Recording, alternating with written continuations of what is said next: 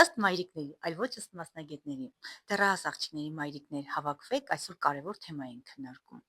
Առհասարակ ներկայումս ակսելերացիա է տեղի ունեցել, որի հաշվին աղջիկները շատ շուտ են դաշտան տեսնում, ըստ մայրիկների, այլ ոչ ըստ մասնագետների։ Ակսելերացիան պայմանավորված է նրանով, որ մեր կենցաղում շատ մեծ նշանակություն ունի թե հորմոնները եւ բավականին մեծ են տեղեկատվական տարբեր աղբյուրները, որի միջոցով իրենք լիարժեք ձևավորվում են։ Արդյունքում ունենում ենք շուտ դաշտան, բայց չունենք էնդոկրին եւ նյարդային համակարգի լիարժեք ձևավորում։ Ուստի այստեղ շատ կարևոր է մայրիկների եւ առհասարակ ծնողների ներգրավվածությունը օրիորդի լիարժեք ձևավորման եւ կայացման գործում։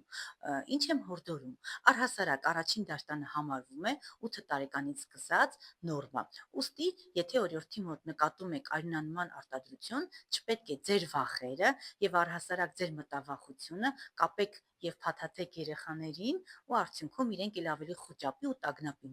մատնվեն, այլ հակառակը։ Դուք հանդարտվեք եւ հանգիստ զրուցեք օրիորդների հետ, բացատրեք, թե ինչ է իրենից ներկայացնում սեռահասունացումը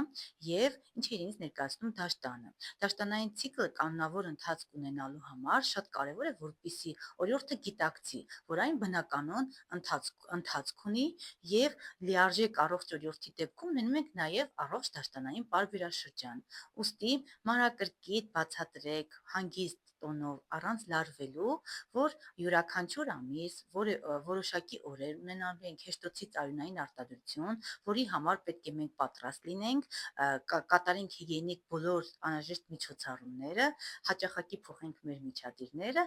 եւ այնուհետեւ հանգիստ մեր առօրյան անցկացնենք։ Այս պարագայում օրիորդը ել ավելի ինքնավստահ կլինի, կվստահի նաեւ ձեզ ու ցանկացած մանրուք կկիսվի հենց ձեզ հետ։ Ուստի եղեք ամենատաքուկ ու ջերմ անկյունը ձեր աղջիկների համար։